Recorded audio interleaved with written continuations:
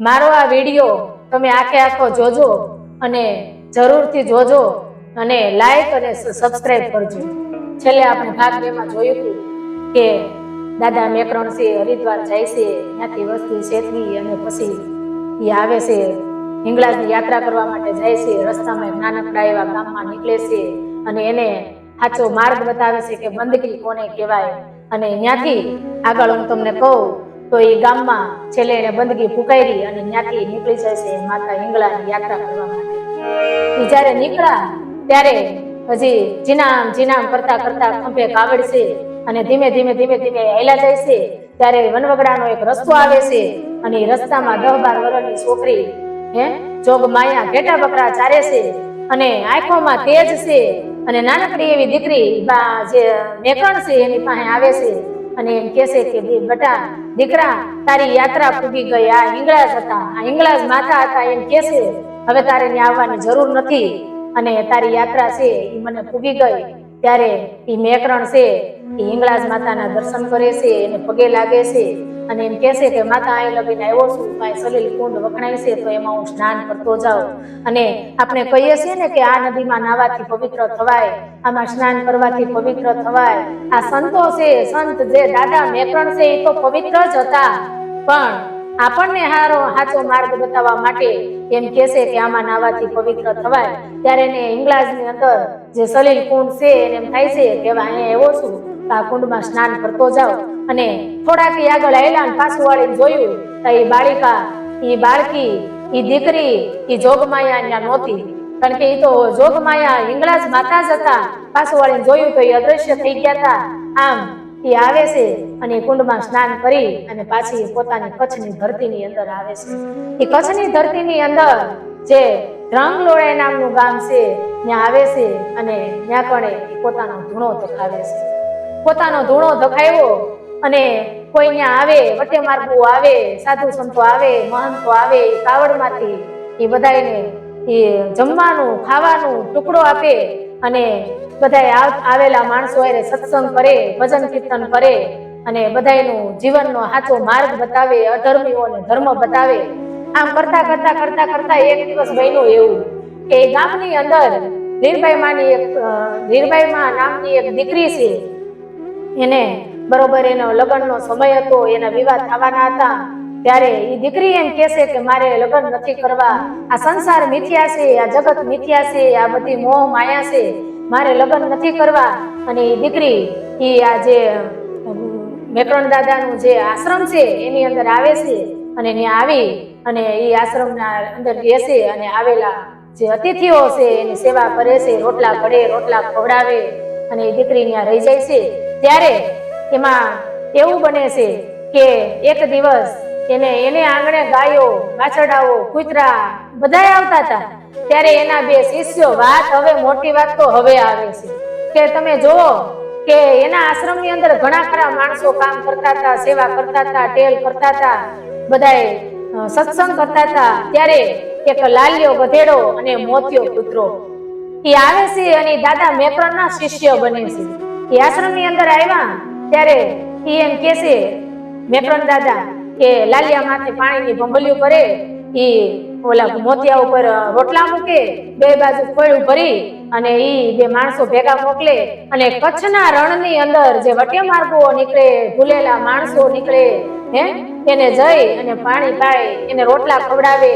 ત્યારે એ જે એની ભેગા 2 દિવસ 2-3 માણસો ભેગા ગયા અને 5 દિવસ લગીને 2 માણસો ભેગા જાય છે અને પછી જાણે મૂંગા પશુઓ, એ પ્રાણીઓ એમ ન કહેતા હોય કે બાપા હવે તમારે કોઈને અમારી ભેગું આવવાની જરૂર નથી, અમે જાહું એ રણની અંદર જે ભટકતા માણસો છે, રખડતા માર્ગ ભૂલેલા એ માણસોને હાસો રસ્તો બતાવીશું, અમે એને પાણી પાવું, અમે એને રોટલા ખવડાવશું। તમે જોવો તો ખરા, આપણે પાણીના પરબ ઘણી જોયા છે, પણ આ તો હાલતા ચાલતા પાણીના પરબ, અન્નક્ષેત્ર, સદાવ્રત, તમે જોવો પાણી પાય, રોટલા ખવડાવે, હાલતા ચાલતા માણસોને સાચા રસ્તા બતાવે। આમ કરતા કરતા એ લાલ્યો ગધેડો અને મોતિયો કૂતરો, કેવું તો એ અબોલ પશુ છે, પ્રાણી છે, પણ જાણે દાદા મેકરણની બધી ભાષા સમજતા હોય। અને આ બધાને આપણને ખબર છે કે સાહિત્યની અંદર હોય, કોઈ કવિતા હોય, વાર્તા હોય, લોકકથા હોય, હે એની અંદર કવિઓએ લેખકોએ આ ડુંગરા ઝાડ પાન નદી પશુ પંખી બધાને એને બોલાવ્યા છે. એ બોલતા નથી પણ એની જે લાગણી છે એની ભાવના છે એને બોલાવ્યા છે. ત્યારે આ ગધેડો અને મોતિયો એમ કહેતા હોય કે બાપુ અમારી ગળે ચિઠ્ઠી બાંધી દો, કારણ કે ત્યારે જે કચ્છની ધરતીનો દરબાર જે રાજા હતો રાજેશ્વર એમ કે કાંઈ પણ જગ્યાની અંદર તમારે જરૂર પડે તો મને કહેજો, તમારે કોઈ પણ વસ્તુની જરૂર પડે તો તમે તારે દરબારમાંથી લઈ જઈજો. ત્યારે એ વેપારીની દુકાને હટાણું કરવા માટે જાય. ગાંધીની દુકાને મોદીની દુકાન તમે જોવો, આપણે કરિયાણાની દુકાન એવું કહેતા હોય છે. ત્યારે એની ગળે એક લકી અને ચિઠ્ઠી બાંધી દીધી અને મોતિયો અને લાલિયો હટાણું કરવા જાય તો આજુબાજુમાં રહેતા માણસો એમ કહે કે જોવો કેવો લાલિયો અને મોતિયો એ દાદા મેકરણની માટે થઈ અને કેવું હટાણું કરવા જાય છે. એ દુકાને જાય, ત્યાં જઈને ચિઠ્ઠી વેપારી ખોલે, વાંચે અને જે વસ્તુ એને મગાવી હોય એને આપે. આવા આ બે પશુઓ એ આશ્રમની અંદર રહેશે, સેવા કરે છે અને કાયમ ને માટે સવારે એ બે રોટલા અને પાણી લઈને નીકળી જાય અને પાણી પીવે તો એમ કે એક ડબલું આપ્યું હતું કે જોઈજો કોઈ હિન્દુ મુસ્લિમ કોઈને એમ ન થાય, કોઈના ધર્મનું અપમાન ન થાય, એટલા માટે એ વટે માર્ગુઓને કહેજો કે આ ડબલું મોઢે માંડીને પાણી ન પીવે. આવી રીતે એ દરરોજ જાય છે અને જે લીરબાઈમાં છે એ રોટલા ઘડે છે. ત્યારે સમય જાતા જાતા જાતા જાતા તો ત્યાં ઘણા ખરા માણસો સેવા માટે આવે, સત્સંગ કરે, ભજન કીર્તન કરે. ઘણા ખરાના એને જીવન સુધાર્યા, અધર્મીઓને ધર્મ બતાવ્યા, માર્ગ ભૂલેલાને સાચા રસ્તા સાચા માર્ગ બતાવ્યા, સાચો ધર્મ બતાવ્યો. અને સમય જાતા જાતા જાતા જાતા આપણને ખબર જ છે કે આ દુનિયામાં આવ્યા એને એક દિવસ જવાનું છે. ત્યારે આ જે સંત છે, આ જે જોગી છે, એને આ ધરતી ઉપરના જે રહેવાનો સમય છે એને પૂરો થાય છે. ત્યારે ત્યાં એ જગ્યાની અંદર એની સમાધિ ગળાવવાનું કહે છે. એક હારે 10 સમાધિ ગાળવામાં આવે છે અને 10 માણસો એક હારે સમાધિ લે છે. ત્યારે એ ગામનો એક માણસ છે એ એમ કહે છે કે મારે પણ અહીંયા સમાધિ લેવી છે. થોડાક ગામના એ બીજી જ્ઞાતિનો હોવાથી ગામના ઘણા ખરા માણસો એનો વિરોધ કરે છે. ત્યારે દાદા મેકરણ એમ કહે છે કે આ જ્ઞાતિ જાતિ ધર્મના ભેદભાવ તો આપણે અહીંયા વાડા ઊભા કર્યા છે, બાકી એવું કાંઈ હોતું નથી, બધાય હરખા જ છીએ. ઈશ્વરના દરબારમાં હરિના દરબારમાં બધાય આપણે હરખા જ છીએ. એવા જ્ઞાતિના નાઈટ જાતના વાડા ન હોય. અને એ ભાઈ એમ કહે છે કે હું આગળ આવું, મારી ઘેરે થતો આવું. અને ત્યારે ઘેરે જાય છે, વાર લાગે છે અને આ બાજુ આની જે સમાધિ ગળાઈ ગઈ છે એમાં ચોઘડિયા એની તિથિ એ પ્રમાણે સમય વીતતો જાય છે.